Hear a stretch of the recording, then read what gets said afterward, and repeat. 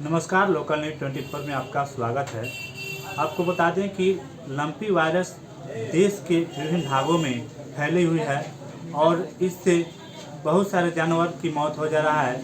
लेकिन हम आइए जानते हैं इसके बचाव को लेकर हमारे साथ होम्योपैथी के डॉक्टर बैद्यनाथ सिंह बटोही जी हैं। इनसे मिलाते हैं। सर, मेरे चैनल में आपका स्वागत है। बहुत बहुत धन्यवाद। सर, देश के विभिन्न हिस्सा में लंपी वायरस है जो बहुत सारे जानवर इससे मर जा रहे हैं। इसके बचाव में क्या सुझाव क्या हो सकता है? आपके होम्योपैथी में कुछ ऐसा दवा है? देखिए, ऐसा है कि अक्सर गोवंश को ही ये बीमारी प्रभावित करती है।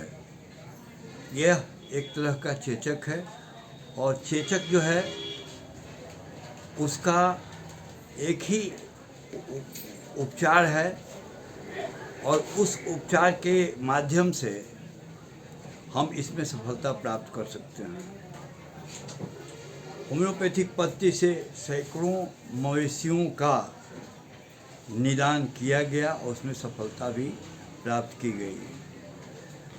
वैसे भी पुरुषों में जो या बच्चों में जो चेचक का प्रभाव होता है वही प्रभाव इसमें भी हो रहा है।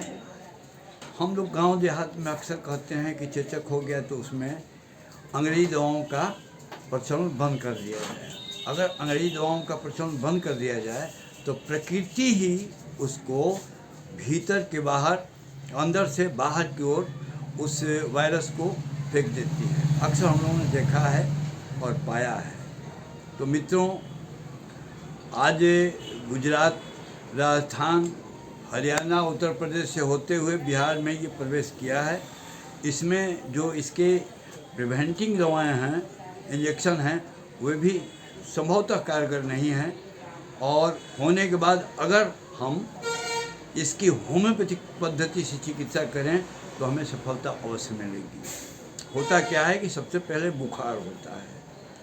बुखार होने के बाद हम होम्योपैथिक पद्धति से अगर हमें शुरू में बुखार की स्थिति है तो एकोनाइट नैप का प्रयोग किया जाए तो उस बुखार को हम ठीक कर सकते हैं और उस बीमारी को दबाने के बदले भीतर से बाहर की तरफ हम फेंकने का प्रयास करेंगे होम्योपैथिक पद्धति से। एक अवस्था और भी आता है जब बहुत कमज़ोर पशुएं नज़र आती हैं, प्यास कम रहता है और बदन में थरथरी रहता है। इसी अवस्था में जलसेमियम का प्रयोग, जलसेमियम और एकोनाइट दोनों का प्रयोग किया जा सकता है। तीसरी अवस्था है एकोनाइट या जलसेमियम। सबकी मात्रा 200 पावर में होनी चाहिए 2-2 घंटा के अंतराल से। अगर पूरे बदन में दाना दिखाई पड़ रहा है और उस दाने के ऊपर से खोंची छूटे, छाल छूटे, तो ऐसी परिस्थिति में एकोनाइट जल का मारा और जलसेमियम सीपिया 200 भी प्रयोग किया जा सकता है। इस तरह से हमने सैकड़ों मवेशियों में इसका प्रयोग किया और सफलता भी मिली। तो मुख्य दवाओं में एकोनाइट है, सीपिया है और जलसेमियम है। लेकिन जो निरोग पशुएं हैं, इस बीमारी से बचाने के लिए हम लोग होम्योपैथिक पद्धति से वेरियोलिनम, आप लोग नोट कर लें, वेरियोलिनम 1000 पावर की 10 बूंद सियाने पशुओं में और 5 बूंद बच्चों में 15 दिन पर एक खुराक दिया जाए। वेरियोलिनम ध्यान रहे, जिस दिन वेरियोलिनम दी जाए उस दिन कोई दूसरी दवा का प्रयोग नहीं होना चाहिए। इस तरह से अगर हम स्वस्थ पशुओं में भी वेरियोलिनम दें तो इस पॉक्स से, ये चेचक ही है, चेचक का एक रूप है, इससे स्वस्थ पशुओं में बचाव के लिए हम इसका प्रयोग करेंगे और कारगर भी है जैसा किया जा रहा है। मित्रों, होम्योपैथी रोग की दवा नहीं है, रोगी की दवा है। लक्षणों को अपना लक्ष्य करके दवाओं का प्रयोग होता है। इसमें अक्सर गले के नीचे घेंगुआ सा, माने सूजन भी हो जाता है, उसमें कड़ापन भी होता है और मुंह से लार भी आना शुरू हो जाता है। तो अगर ऐसी स्थिति, ऐसी परिस्थिति आ जाए तो आप मर्कसोल 1000 पावर की सप्ताह में 5 बूंद दें, उसकी अवस्था में सुधार भी होगी। आपसे आप वो जो गले के नीचे का सूजन है वो मिट जाएगा। आशा है और विश्वास है कि आप सभी अपने पशुओं को, और एक खास बात, ये खासकर गोवंश को ही प्रभावित कर रहा है। अगर गोवंश को प्रभावित करता है तो गोवंश को इसके बचाव के लिए इन दवाओं का प्रयोग करें।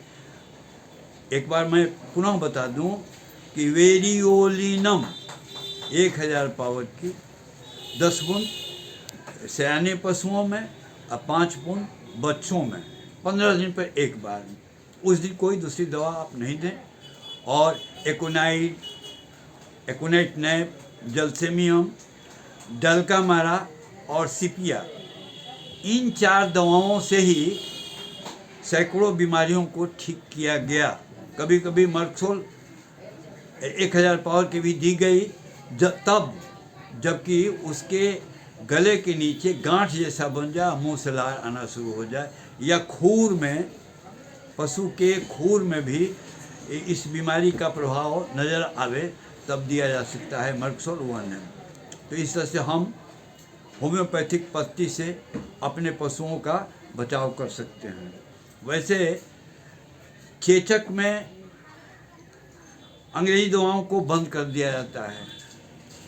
इस तरह से इसमें भी अगर अंग्रेजी दवाओं का प्रयोग न करके केवल होम्योपैथिक दवा का प्रयोग किया जाए तो 100 में 95 पशुओं को बचाया जा सकता है, और हमने इसका प्रयोग करके देखा है। बहुत बहुत धन्यवाद, प्रणाम आप लोगों को। अगर आप सहयोग लेना चाहते हैं और प्रिवेंटिंग दवा की आवश्यकता हो तो मैं मुफ्त अपने यहाँ से आपके पशुओं के लिए दवा दूंगा, और उस दवा का प्रभाव इस पॉक्स को कमज़ोर करेगा या आने ही नहीं देगा। अगर आया तो बहुत हल्का मात्रा में आएगा। इस तरह से हम अपने गोवंश को बचाने का सफल प्रयास कर सकते हैं। बहुत बहुत धन्यवाद। धन्यवाद सर, आपको भी मेरे साथ समय देने के लिए धन्यवाद।